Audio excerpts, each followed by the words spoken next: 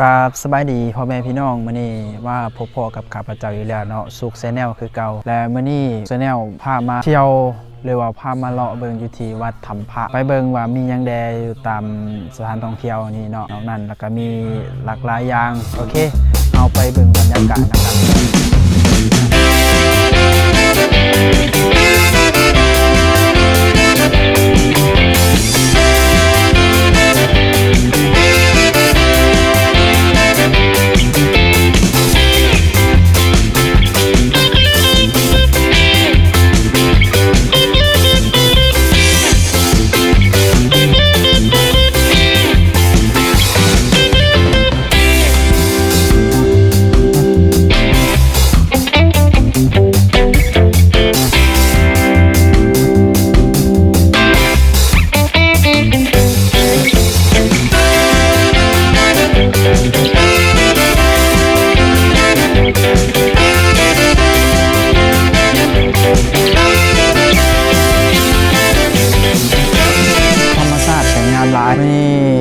ไปอีกวัดหนึ่งเนาะนอกจากวัดถ้ำพระฤาษีแล้วเราจะไปวัด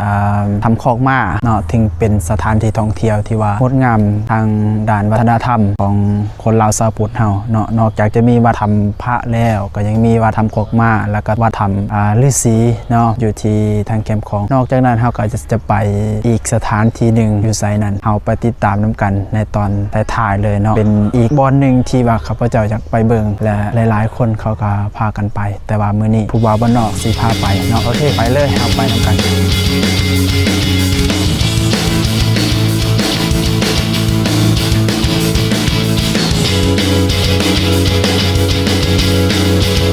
เอาที่เขาไปวัดนี้เนาะอันนี้เป็นวัดถ้ำฤาษีเนาะ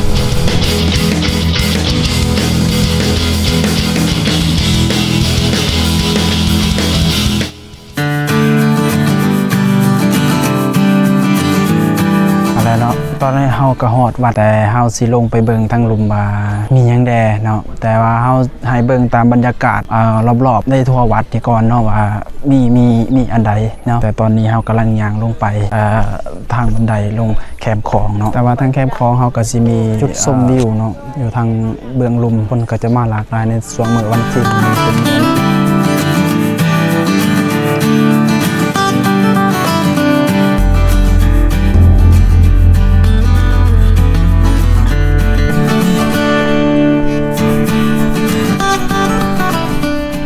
แต่ว่าตอนนี้เราสิไปอีกวัดหนึ่งเนาะไปวัดคอกม้าบ้านนี้เนาะแต่ตอนนี้เรากำลังจะย่างขึ้นไปแล้วโอเคเดี๋ยวไปเจอกันทุกคนเนาะ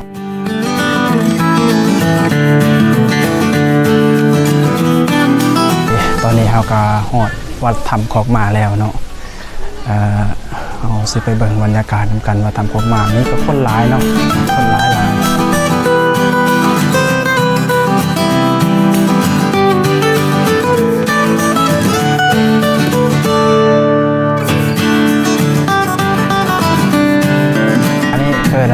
มาเนาะวัดถ้ำคอกม้าก็เป็นอีกสถานที่หนึ่งที่ว่าหลายคนติดตามเบิ่งและมื้อนี้เฮาสิพากันไปอีกหม้องหนึ่งเนาะโอเคเนาะสำหรับปัจจุบันนี้เฮาก็ได้มาฮอดวัดถ้ำคอกม้าเรียบร้อยแล้วแต่ว่าตอนนี้เฮาออกจากวัดถ้ำคอกม้าแล้วเฮาสิไปบ้านอ่างเนาะไปเบิ่งหยังอยู่หั่นมีอีกสิ่งหนึ่งที่หลายคนยังบ่เคยเห็นเนาะแล้ววันนี้ข้าพเจ้าจะพาไปเลยโอเคไปเลย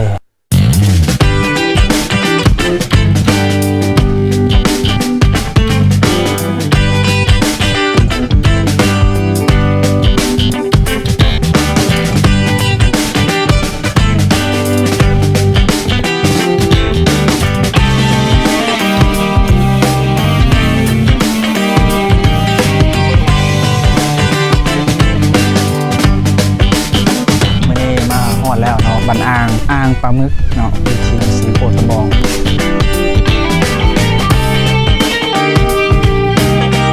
จุดชมวิวแล้วลมพัดดีขนาดวิวอันหนึ่งเนาะจุดชมวิวอยู่ด้านที่เพิ่นเลี้ยงปลาหมึกหลายๆเนาะเขตสงวนเลยบ่ให้คนมาหาไก่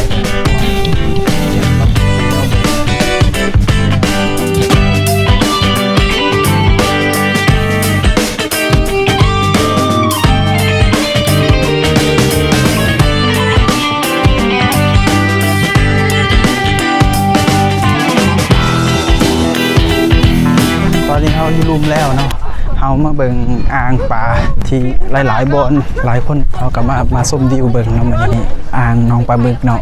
อยู่ที่บ้านอ่างเมืองสีโคตรตะบองนั่นเองสวยงามขนาดพี่น้องเลยมื้อนี้เนาะมื้อนี้ผู้บ่าวบ้านนอกได้มาพาพี่น้องมาเบิ่งเที่ยวชมในบรรยากาศในคอยคำในช่วงบ่ายๆเนาะบ่ายตอนนี้ก็ประมาณบ่าย1 โมงแล้วเนาะ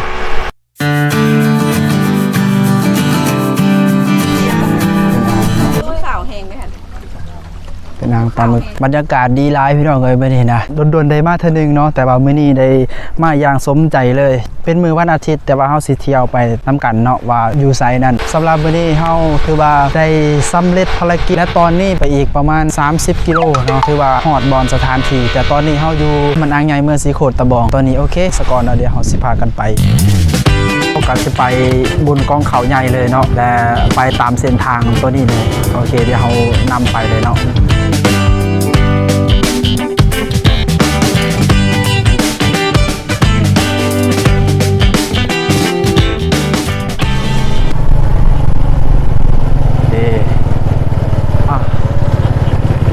ทางใดทางเขาก่อนเนี่ย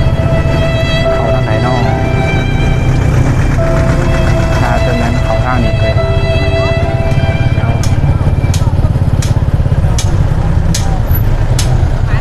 โอเคเดี๋ยวเขาเข้าไปฝากรถสก่อนนี่ครับเจ้ามาทีอยู่ที่เมืองสังทองกองเขาใหญ่เมืองสังทองนั่นเองและเป็นยังไงนั่นเดี๋ยวเฮาสิเข้าไปทางด้านในว่ามียังแดเนาะว่าเพิ่นมีกิจกรรมยังแดในตอนมื้อนี้ซึ่งจัดขึ้นฮอดวันที่23เนาะที่พื้นที่ที่เฮาจะเข้าไปข้าพเจ้าก็ได้มาฮอดแล้วเป็นจะได้นั่นเดี๋ยวเฮาไปติดตามนำทางสิเข้าไปทางในเลยเนาะค่าฝากรถ 10,000 กีบนั่นเองเนาะแล้วเข้าไปทางในที่เฮาก็มาฮอดจุดสถานที่งานมหกรรมหัตถกรรมเนาะอยู่ที่เมืองสังทองกองเขาใหญ่นั่นเองเนาะแต่ว่าตอนนี้เฮาสิเข้าไปทางด้านในเพื่อไปเบิ่งบรรยากาศที่ทางด้านใน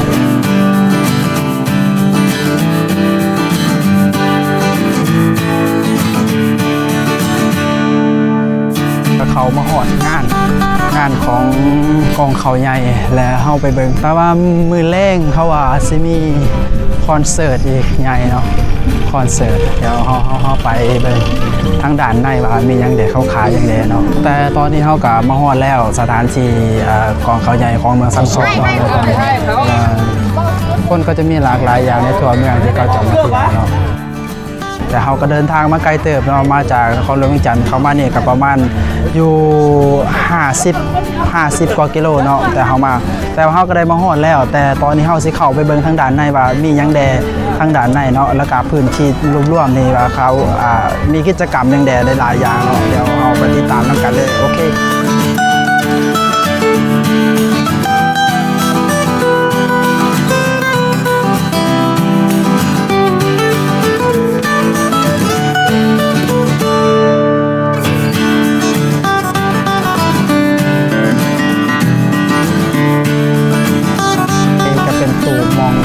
เขาไปพักผ่อนผู้คนที่มาแล้วเขาก็จะมีการพักผ่อนอยู่นี่เลยเนาะแต่ละตูบมันก็สิมีแต่ละคนนะผู้ใดแบบใดเนาะอันนี้บรรยากาศที่เฮาเบิ่งรอบๆเลยนะเดี๋ยวจนหน่อยเฮาสิเข้าไปเบิ่งทางด้านกระท่อมเนาะเป็นกระท่อมเขาว่าทางด้านในก็จะมีบ่อนนอนให้คนมานั่งพักผ่อนมีหมู่มีนั่นเนาะลองเบิ่งมานั่งเบิ่งว่าสภาพแวดล้อมมันเป็นจังไดก็เย็นดีได้เนาะเป็นแบบพื้นบ้านเฮาอีกนี่ก็เป็นแบบพื้นบ้านที่ว่าเฮาเคยตะกี้แม่นใส่ไม่เป็นมาเนาะฟาดเขาเรียกว่าไม่กันนะกันฟาดเขาเด็กทดสอบเนาะแต่ละคนเนี่ยนะอาจจะประมาณนี้นะอันแบบนี้นี่มันข้าพเจ้าก็เคยฟาดไปสิเนาะเคยคือกันแต่ว่ามันก็อันนี้มันมาหวนอดีตขึ้นตอนนี้คอยซื้อเขาไปทางในเนาะเขา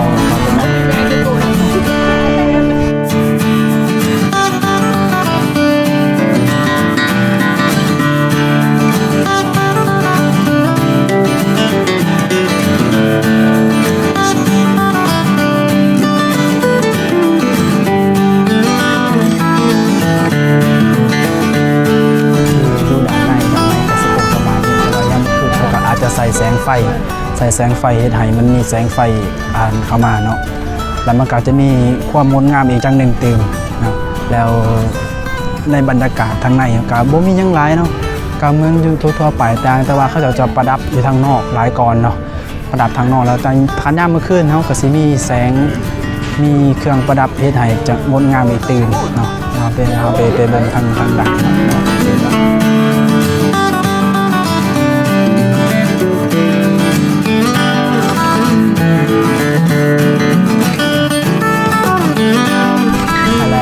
แต่ว่าตอนนี้เขาก็เตรียมจะกลับไปบน